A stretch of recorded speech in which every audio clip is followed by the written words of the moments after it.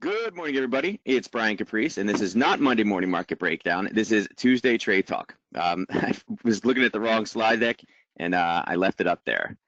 So I will change that real quick, and bam, Tuesday Trade Talk, good to go. All right, so welcome back, everybody. I know a lot of you were here from yesterday morning, and you're back on for today. So today, again, we're going to speed through things. We're going to kind of cover what the news was yesterday, what to look forward through today, and then that's it. We're not going to break down the entire week. That's what Mondays is for. All right, so one of the biggest things, kind of what I want you guys to kind of focus on today is kind of a warning that I've given you guys for the last couple months about a lot of things are happening. Brexit is getting closer and closer and closer and closer. So whenever I say Brexit or pound or euro today, I want you guys to instantly pop up. All right, just kind of get like a light bulb flashes because I can't ingrain that enough. Brexit, Brexit, Brexit. Just listen to that word. Okay, listen to Brexit. All right. So now I'm going to go back to the regular presentation, but I just wanted to kind of put that little tidbit in there that you need to listen to Brexit. All right. All right. So again, for those of you that are new, that do not know me or you were not here yesterday, my trading style is different. So I want to explain who I am, where I came from just real fast.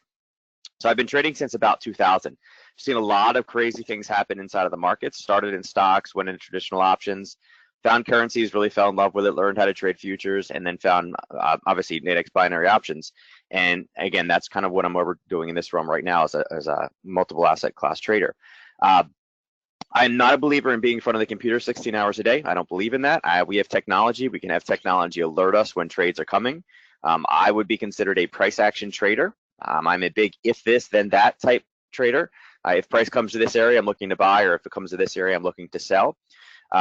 I don't feel like there's any reason to kind of be there 12 hours a day with, 37 different screens, getting an artificial suntan. I just don't believe in that kind of stuff. So the mentality of, keep trading simple is let's remove the distraction that professionals tell you that you have to use that you don't actually need. All right. Created a number of different, again, Nadex programs based off of that. If you've never traded 5-minute binaries, I've created a course for that as well as 30-minute trader. I did spend some time in the advisory division of one of the big 3 banks. So not only have I learned this from the, starting from scratch retail trader, but I've also gone up and been a financial advisor and worked for the advisory division, learning what they're told, what they do from the inside. Okay, and then I was very blessed after that I actually was with a group helping them that I got to talk to a bunch of different market makers.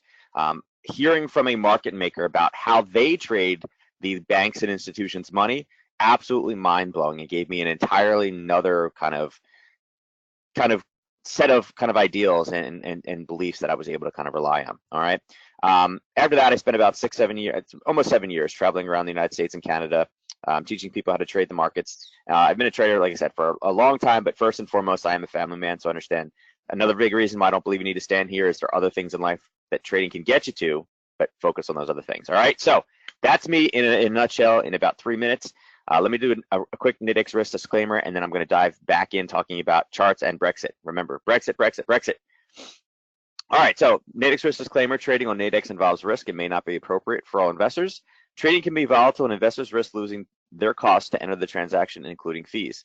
The information presented within this presentation is for informational education purposes only and should not be considered an offer or solicitation to buy or sell any instrument on Nadex or elsewhere.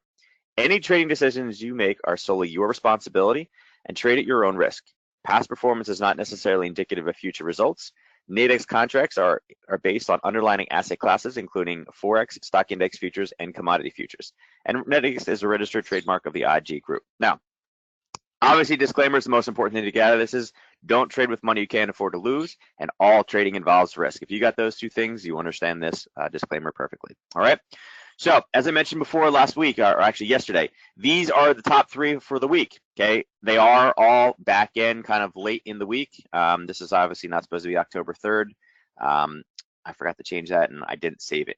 That's actually the 10th, okay? GDP is Thursday the 10th. I have all these dates messed up. There we go, Thursday.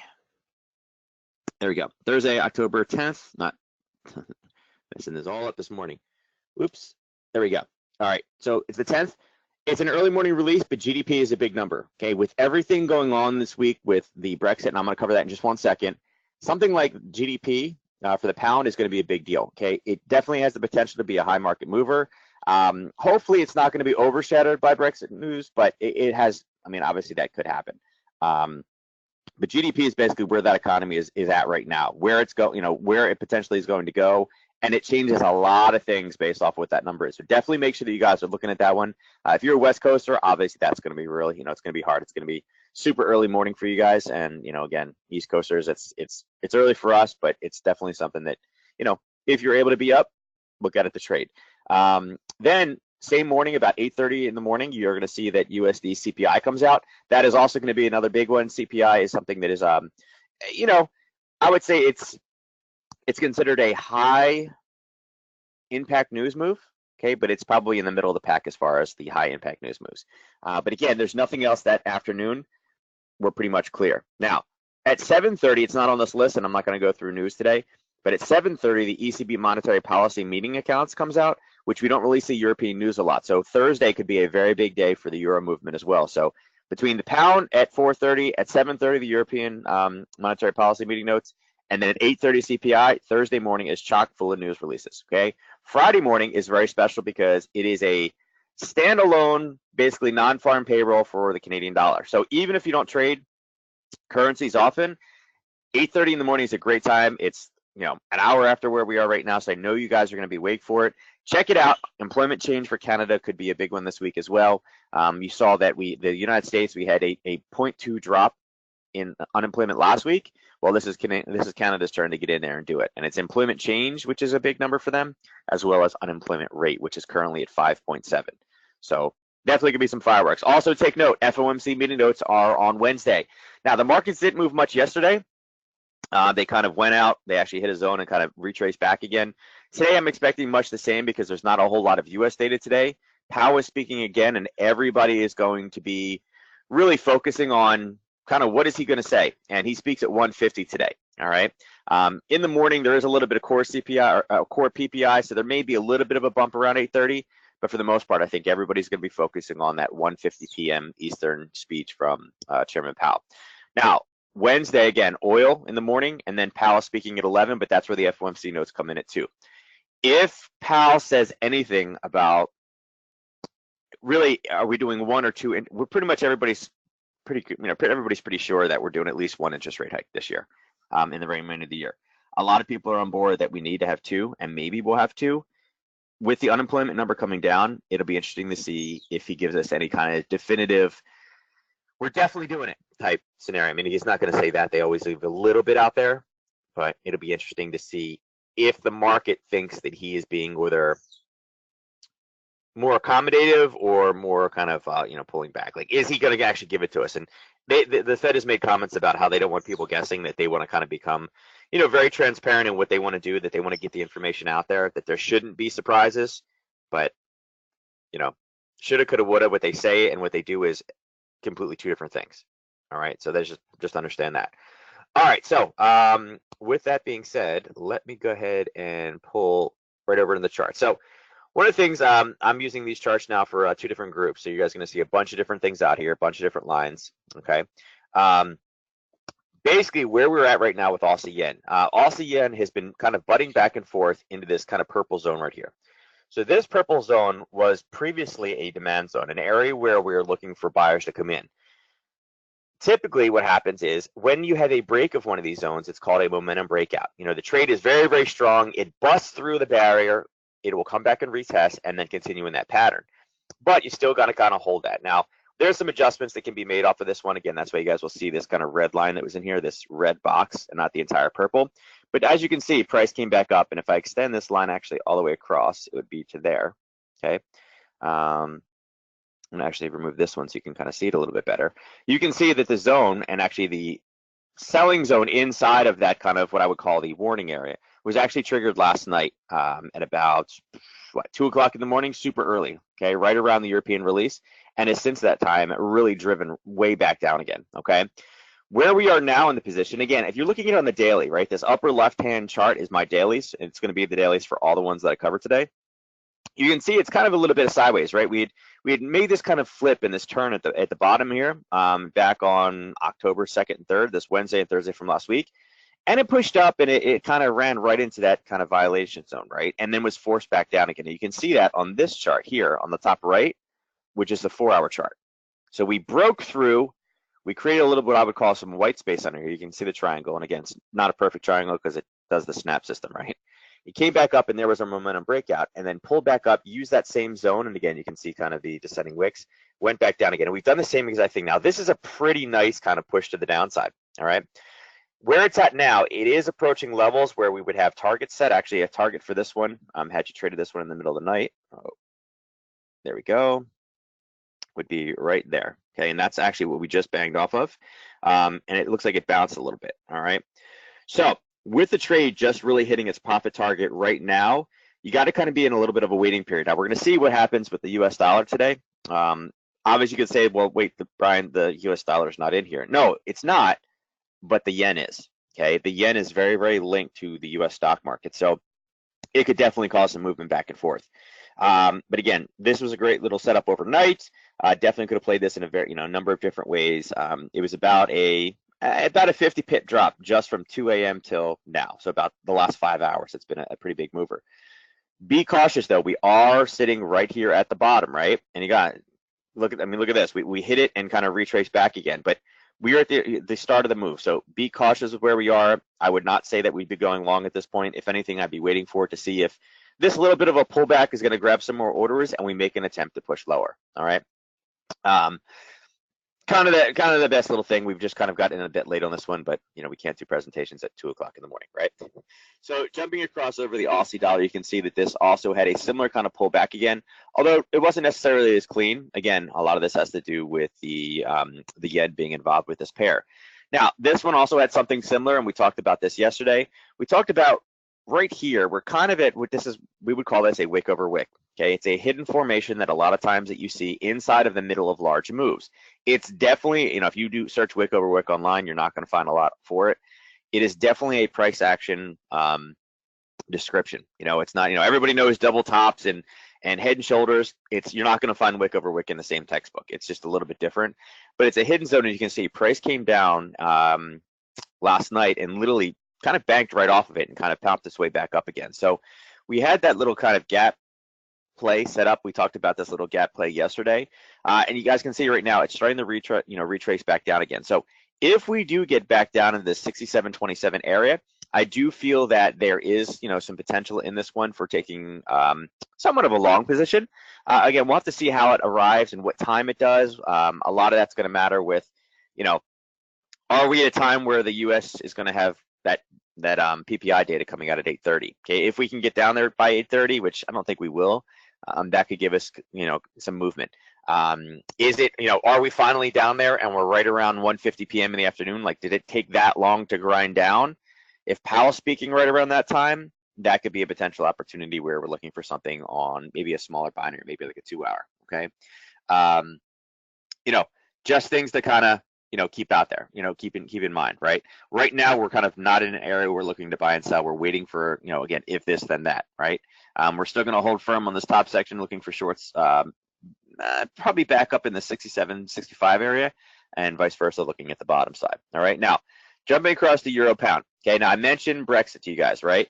I said Brexit, Brexit, Brexit, Brexit, okay? So in different news sites that I use, okay, here's Daily FX. Let's make this a little bit bigger so you guys can see it. What's the first thing you see up here? Brexit latest. Pound dollar drops with Brexit talks closing, or talks close to breaking down. Okay. Obviously, this is a very, very big deal. Anything that is Brexit based is going to be a big deal, right? So what's the reaction over here on Euro Pound? Because again, the Euro Pound is one of the two pairs associated with it. Oh, look at that. Boom, boom, boom. Okay. Spikes across all 3 time frames in the Euro Pound, which basically means this is pound weakness. Okay, because this is spiking straight up in the air. Now, why this is important and why I'm pretty excited about it, let me delete these. That was a 4-hour thing, and I'll cover that later for somebody else. We're starting to get to an area back here where we had prior areas of selling, okay? We saw price over here. I'll remove Harry Potter right now. Let's get him out of the way. You guys can see the last time the price got up here, and this is back on September 8th, a little bit of an area of basing, right? Price came down, based, and shot lower. It just barely grazed the selling zone. We're starting to get close to that.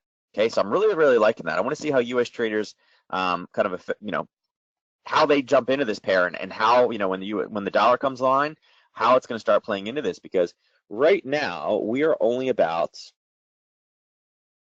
25 pips. Okay, we're 25 pips from that same zone. We're seeing a very, very healthy kind of rally up, right? Impulse correction, impulse correction, impulse correction, impulse correction. So it is definitely a very healthy drive up into that zone. It's not necessarily one spike, so it's definitely a London market, London session type drive.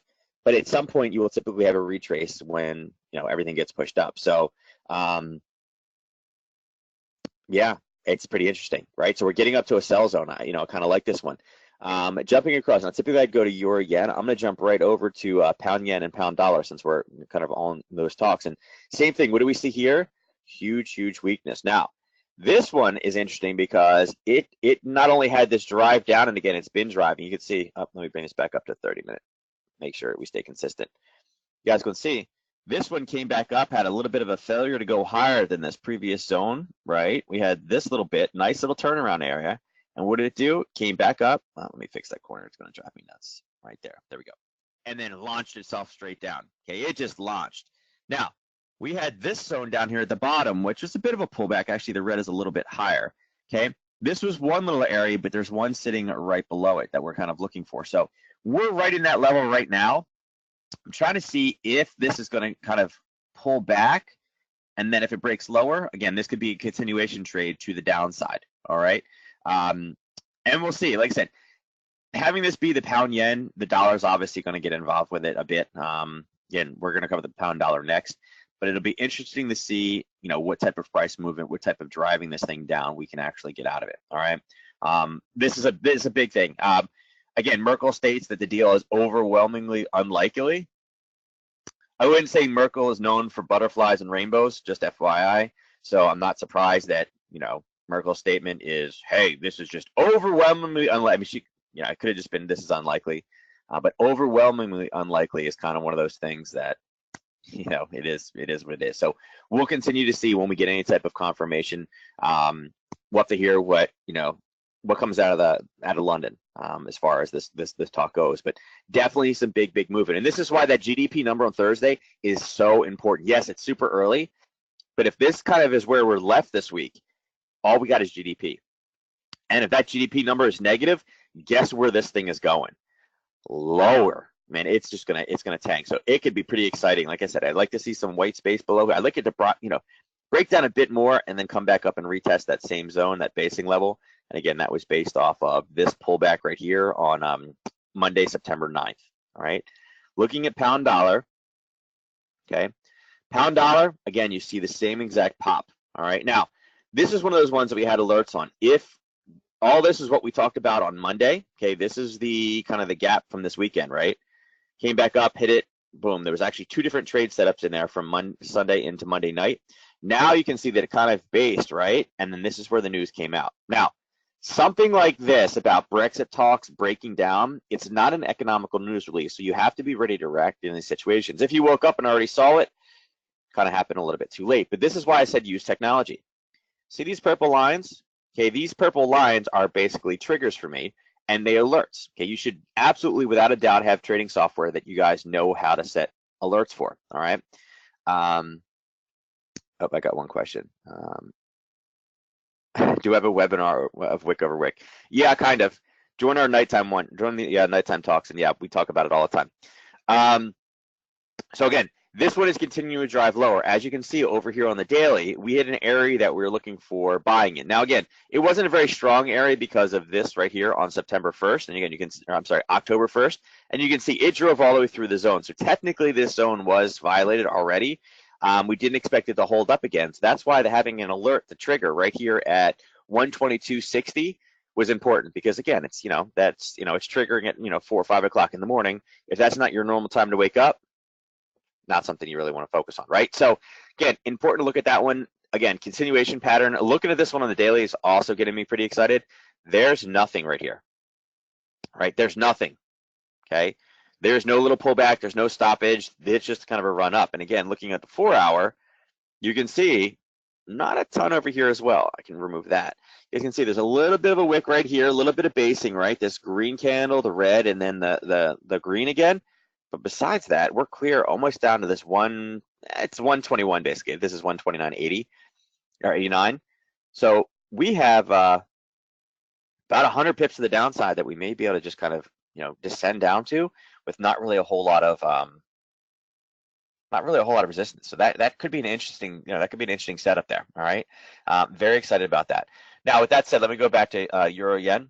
Okay, now euro yen, you're not going to see, you know, as much movement. Again, you're seeing a little bit. Now, this is interesting as well because wait a second, that news is about, you know, whoops, that news is about the pound, not the euro, right? Well, look at this, euro down. Right, the euro is dropping. We basically had a 60 pip drop in that same exact time period in the euro. So the European Union is also weakening. All right, so this is not just going against London. This is also going against the euro. And again, interesting place where it turned back. We had a zone higher, and again, there was a zone in here that price action traders would have been able to take a short off of, but not really the clearest. You guys can see right here. If I do some horizontal lines, you can see. There's a zone right there, right? You guys can see a pullback, a retest of that area, and a very, very strong collapse, and that's exactly what we bounced off of. So it was something tradable if you were able to grab it. Unfortunately, the setup, there's a little bit of a gap over the weekend in this pair. Kind of messed the analysis up just slightly. One of the things we had talked about yesterday was we had this purple demand zone, and there was a lot of just traffic going sideways. Makes it a little bit difficult, right? And then price finally drove through the top, and again, it's pushed back down. So unfortunately, this one, even though price has really rallied lower, I don't think this has the same potential to be bearish like the pound has. It's already in an area where we've seen it's kind of probed lower, it's pushed, then got rallied back, and then a little bit lower, and then immediately pushed right back up again. There are definitely buyers in there supporting this. How many buyers? No one will ever know, but there are definitely some buyers in this position. And again, it's creating a little bit of conflict in this one. All right, but again, definitely a smaller term position on this one that you could have taken off the 30-minute as it rallied back up again, hit this zone, collapse, not a bad little collapse, and it's actually in an area of buyers right now. So that's where we're standing for euro yen today. Jumping across, let's look at dollar Swiss. Now, Swiss was an absolutely great position to trade last week. Loved it. I mean, this is what we had back and forth. Every day it was like jumping back and forth, back and forth, back and forth, and now it started to continue. So it actually ran into an area of buyers. It kind of based all day yesterday, and then finally it's kind of pushed back down. And now it's in the last little bit. You guys can see. Hopefully you guys can see it. You guys see this little green candle here right now? That's kind of what it's stuck in. If I make this blue right there, there's the base. That's kind of where we're at. It's in an area of buyers. I don't know right now. It's basically showing that we have some Swiss strength right now, and it's probably because the kind of indecisiveness and again, when you have European weakness and pound weakness, the Swiss is one of the pairs you're like, I think they got their stuff together over there. I don't think the other two do, but I don't think it's actually truly. I don't think there's anything really strong about the Swiss or the Swiss market. If Europe goes into recession because of this whole thing, I don't think the Swiss is going to come out looking like they're an economic powerhouse. So just something you're gonna kind of want to just again look at, right? Again, you guys can see on the daily we're going back into the same type of basing area, right? You have this, right? And again, it's right on top. So we are technically in a buying area. For that one, be a bit cautious. Looking at dollar CAD. Okay, dollar CAD. We were driving down, although man, this thing was taking forever. Up, and then a little bit of pop over the last couple of hours. Again, from 2 a.m. this morning, this has been pushing back up again. And we're kind of we're basically right where we started, right? You guys can see that it was starting to push down. Not too bad on the daily. Nice red, a little bit of a green, nice red, and then bam, we have a little bit of a pop here. So we're gonna have to see what the rest of the day kind of gives us on this one. I'm not super concerned about this one. Part of the reason this one is popping up is because of oil. I don't know if you guys have looked at an oil chart. Oil is obviously we're back down to 51.94. Okay, we've broken below that 52, the 52 point. All right, so just something to kind of think of. Again, that's why we had that little bit of a pop, and that's why again the U.S. dollar is going back up again. With any type of oil news, that you're going to see a little bit of movement here. Again, still kind of bearish, but is it the best setup? Probably not. It's probably just kind of at a B rating. I'd like it to retrace all the way back down to this purple zone, but again, this is a bit of a bounce. We'll see when the US data comes online today what we have. Looking over here at, you can load. Okay, all right, there we go. All right, so you can see that this one, we had a bit of an area, it kind of flaunted with it, it came back down. Again, we'd have to readjust this level up into there. I can't even grab the other piece of it. Where is the end? And it's all the way over there. Let's see, there we go. So if we readjust, okay, you guys can see where this trade bounced off of. Right there. Similar position, kind of pointing to the downside, okay? One of the big things I'm looking for in this is you guys see this kind of gold or orange or whatever color this is right here. That's an area that we saw on the daily that we had an area of buyers. And we've kind of flaunted with it. We hit twice, and every time we touch that area, it bounces us back off. It did rally back up. It went up and hit a zone on the 4 hour. And again, you guys can see where that kind of bounced off of. It not only hit, it rocket shipped to the downside. And again, this is the same, you know, about 2 o'clock this morning, 3 o'clock with the European Open. It started to push to the downside. All right. And again, it's another pair where you'd say, hey, wait a second, why is the dollar weakening in this case? Because again, the dollar's the first pair. The pound weakened, the euro weakened, and now the dollar weakened. Why is everything weakening? Why, you know, what is it about the, you know, the yen that's getting stronger? And even the Swiss, why is the Swiss getting stronger?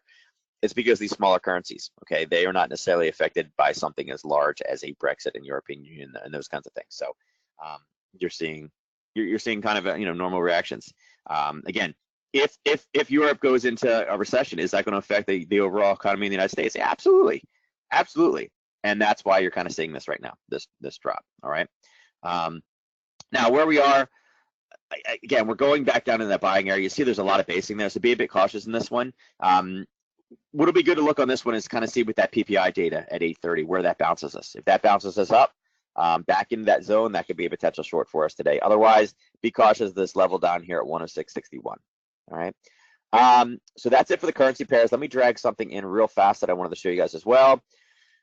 Whoops. So here you go. Here's your oil chart. We talked about this before. I said the CAB is dropping. Well, why was the Canadian? Well, here you go. Look at oil. Okay, oil is making it very healthy on the daily. You guys can see it. Here was that retracement, you know, that parabolic retracement. Here's a drone strike up, and boom, there was your parabolic retracement, and it continued to drive lower, lower, and lower. So one of the things that's interesting about this one, oh, it's not going to let me make it any bigger. Okay, you guys can see what happened last time we were down here. This red line is where we currently are. Okay, if we draw a rectangle, again, based off of kind of where we've seen buyers and sellers. Oh, come on, click, click, click. There. Where are we at right now? Okay, we're right inside of that area. So just something to be mindful of right now, okay, that's where we are. We are in an area we've had buyers. It actually has pushed all the way through the zone very deeply and then kind of launched itself higher. So interesting point. If we can get a break of this zone, a break below 50.67, about 30 cents below where we are right now, this could definitely be another opportunity where we continue to take this one short. Get very excited when we start getting these low 50s with oil, because we can break below, you know, here, $50 is right there, and 50 is a very big psychological target, okay, particularly with what we have going on. So again, pretty exciting that we're in that situation, all right? So going into tomorrow's oil inventory report, make sure you guys are watching this one, see what the reaction is today. Again, this is on a daily chart, obviously drop it a bit lower, go down into your hourly or your 30 minutes to see what type of patterns you have. But whatever you're using as your main strategy should work on oil as well. Make sure you check it out, commodities, binaries. I'm a big proponent of you guys learning how to do it over on that side, okay? All right, so that's it for the morning. I will see you guys next, actually I will not be on next Monday. I will see you guys on next Tuesday. Have a good trading week. Make sure you guys use risk. Again, don't trade with money you can't afford to lose. Always focus on risk first, not on profit. It's a big downfall for a lot of people out there. So make sure you guys are doing that. And if you guys have any other questions, you guys are more than welcome to email me. Okay. And there you go. There's how you do it. You can go to the website, keeptradingsimple.com. You can email me at support@keeptradingsimple.com. Catch our nightly broadcasts at twitch.tv/keeptradingsimple or catch us on Instagram, keep.trading.simple. Thank you so much. I will catch you guys next week.